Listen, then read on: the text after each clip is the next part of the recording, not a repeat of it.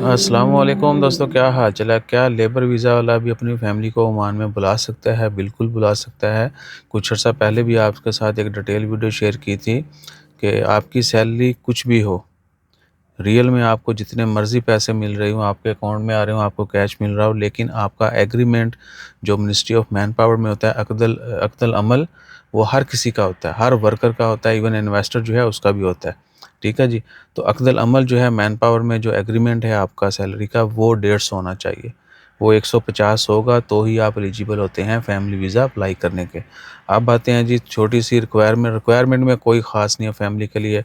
Married हैं तो आपको जो है बीवी बच्चों के 2 साल के वीज़े मिल जाएँगे और उसके बाद बाकी जो फैमिली मेंबर्स हैं उनको मिल जाता है, अल्लाह आपका भला करे, फैमिली विज़िट मिल जाता है और बहन-भाइयों को भी फैमिली विज़िट मिल जाएगा, बाकी रिश्तेदारों को भी, लेकिन क्या है कि 2 साल का वो नहीं ले सकते।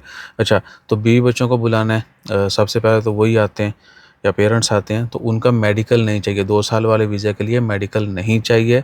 और डॉक्यूमेंट जो चाहिए होते हैं, आपका मैरिज सर्टिफिकेट इंग्लिश वाला होना चाहिए और वो अटेस्टेड होना चाहिए एम्बेसी से और मान के फ़ोन फेयर से, और वो ओरिजिनल आपने इधर मंगवाना है। ओरिजिनल इधर आपके पास हो, एम्बेसी से टेस्ट करवाएँ, उसके बाद मुल्क में आपको फ़ॉरेन अफेयर से मिनी से करवाने की ज़रूरत नहीं है, क्योंकि उसके बाद यहाँ से फिर होना है।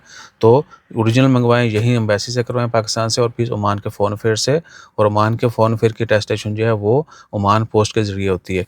ठीक है जी? वो करवानी है और उसके बाद आपने अपने अरबाब को डॉक्यूमेंट्स दे देने, आपका अरबाब फैमिली वीज़ा अप्लाई करेगा। बाहर से जुगाड़-वुगाड़ होते होंगे, लेकिन हमें उसके मुताल्लिक हम शेयर नहीं करना चाहते, क्योंकि 100% अरबाब देगा, अदरवाइज़ आपके लिए प्रॉब्लम भी हो सकती। तो अगर आपका अरबाब एग्री है, आप वीज़ा ले सकते हैं, और आपने अपना मैरिज सर्टिफिकेट, आपने अपना डॉक्यूमेंट्स, आपका सैलरी सर्टिफिकेट या आपका सैलरी सर्टिफिकेट वो भी आपका जो है अरबाब देगा, और या फिर आप अपनी स्टेटमेंट लगा सकते हैं, रेंट एग्रीमेंट होता है, ये सब चीज़ें लगाने के बाद आपका वीज़ा अप्लाई हो जाएगा ऑनलाइन, और विद इन फ्यू डेज़ जो वीज़ा निकल आता है। जो 2 ईयर वीज़ा है उसकी 30 रियाल फ़ीस है, जो विज़िट वीज़ा है, फैमिली विज़िट वीज़ा, वो 3 महीने का होता है, उसकी 20 रियाल फ़ीस है एक वीज़ा की। बच्चों के लिए भी यही डॉक्यूमेंट्स चाहिए, तो बच्चों के सर्टिफ़िकेट वो बेशक टेस्ट ना भी करवाएँ चल जाता है, लेकिन करवा लें तो भी अच्छा है, क्योंकि कोई एलिगेशन कोई जो है ना वो ऑब्जेक्शन नहीं लगाते आरओपी वाले। सो टूँ टूँ अच्छा जी, तो ये सीन है।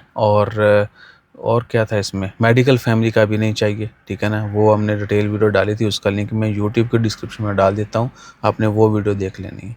उसके ऊपर मेडिकल से रिलेटेड सारी इन्फॉर्मेशन भी है। और क्या है, हाँ, जो लोग ये कंप्लेन करते हैं, ये अरबाब कहता है ये मसला है, वो मसला, मसला कहीं कुछ नहीं होता है, ठीक है ना? अगर आप अफ़ोर्ड कर पाते हैं और आपका आपका जो सैलरी एग्रीमेंट है मैन पावर में 150 है, आप एलिजिबल हैं, फैमिली को ऑफ़िशियली आप बुला सकते हैं, कानूनी तौर पे कोई आपके ऊपर पाबंदी भी नहीं है और कोई मसला मसाइल भी नहीं होता। हाँ, अरबाब को अगर मसला है आपके साथ पर्सनली, या वो जानबूझ के कहता है जी कि इधर फैमिली आएगी, ये काम करा देगा, ओवर टाइम पे नहीं आएगा, ज़्यादा काम नहीं करेगा, ये है, वो है, या ऐसे ही बस कोई अरबाब आपका भी हमारी तरह ही है, तो वो आपको अलग से तंग करेगा, अच्छा फैमिली बुलाना चाहना है, एड्डा तू शेख है, ये है, वो है, समझ गए ना? तो ये अलग मसले हैं हमारे माशरे में, यानी इस तरह के क्रिएटेड इश्यूज़ जो हैं सेल्फ क्रिएटेड, वो बहुत ज़्यादा हैं। सो जेलसी ये वो, अगर वो ये नौटंकी करते हैं तो वो अलग बात है भैया, प्लीज़, क्योंकि इससे रिलेटेड आपने कमेंट नहीं करना ये अरबाब है कंधा है कंधा, अरबाब कुछ भी कहे, लेकिन आप एलिजिबल हैं और अरबाब ही वीज़ा निकलवा के देगा। हाँ, अगर अरबाब को कोई मसला है, उसकी कंपनी को कोई चीज़ें, वो ऑनलाइन सर्विसेज हासिल नहीं कर पाता, वो अलग चीज़ है। बहुत सारे लोगों के मसाइल होते हैं, आपका वीज़ा है ठीक है, बाकी है सब कुछ ओके है, लेकिन उनके मसले मसाइल हैं, आरओपी के साथ लेन-देन है, मैन पावर के साथ लेन-देन है, कुछ जुर्माने हैं, वो जब तक क्लियर नहीं करते उनकी ऑनलाइन सर्विसेज हैं वो बहाल नहीं होती, ठीक है? वो ऑफ़िशियली कह लें कि उनके ऊपर पाबंदी होती है, तो वो जब ख़त्म होगी तो वो ये सब काम कर सकते हैं।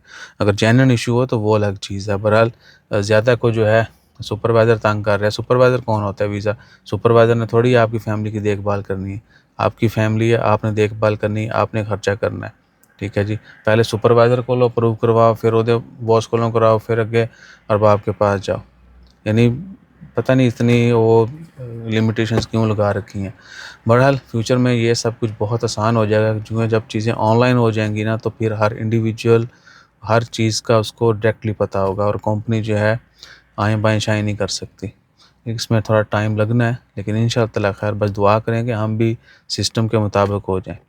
क्योंकि हम जो उल्टा काम पहले सोचते हैं, सही काम हम बाद में सोचते हैं। तो अपना ख़्याल रखिए, दुआ में याद रखिए। जज़ाकल्लाह, अल्लाह हाफ़िज़।